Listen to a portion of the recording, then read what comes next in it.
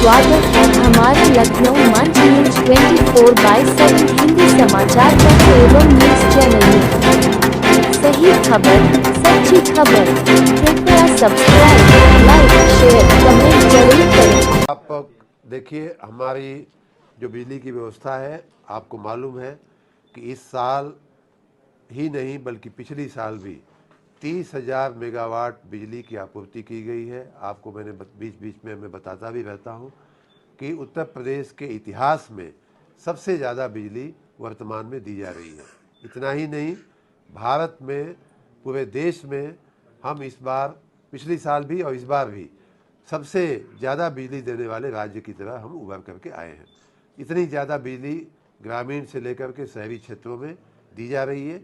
फिर भी कहीं कहीं स्थानीय समस्याओं के कारण, कहीं बाढ़ आने के कारण, यहीं सिद्धार्थनगर और इधर के तराई के जो ज़िले हैं, मुझे याद है कि कई बार माननीय विधायक जी से भी हमारी कई बार बांसी वगैरह के कुछ सब स्टेशन तो ऐसे हैं कि पहले ही बाढ़ में जो है उनका वो डूब जाते हैं। डुमरियागंज के कई क्षेत्र के कई, तो इस तरह की स्थानीय समस्याएं आती हैं जिनके चलते स्थानीय व्यवधान आते हैं, लेकिन उसे भी दूर करने का हम लोग प्रयास कर रहे हैं।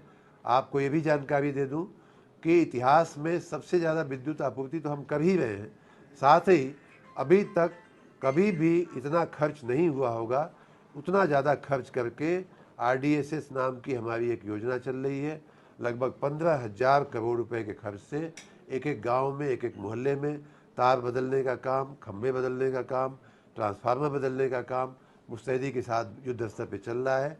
उसी के साथ पिछली साल लगभग 5,000 करोड़ रुपए का बिजनेस प्लान के काम, और इस साल 2024-25 में भी लगभग 5,000 करोड़ रुपए का बिजनेस प्लान का काम चल रहा है। तो इस प्रकार लगभग 25,000 करोड़ रुपए की योजनाएं बिजली के आधारभूत संरचना के नवीनीकरण की दिशा में का इस समय कार्यान्वित है।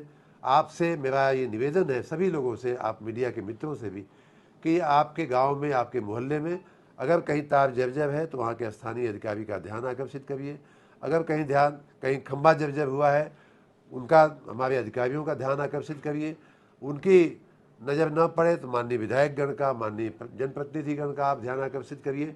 तात्कालिक कार्रवाई करते हुए आपकी वो पूरी चीज़ें बदल दी जाएंगी। मैं ये कह सकता हूँ कि अभी नहीं बदली जाएगी तो बहुत लंबा समय तक इंतज़ार करना पड़ेगा। इसलिए आप थोड़ा चौकन्ना रह करके अपने क्षेत्र की बिजली की व्यवस्था को हमेशा हमेशा के लिए दुरुस्त करवा लीजिए। हम सभी आपकी मदद के लिए, आपकी सेवा के लिए तत्पर हैं।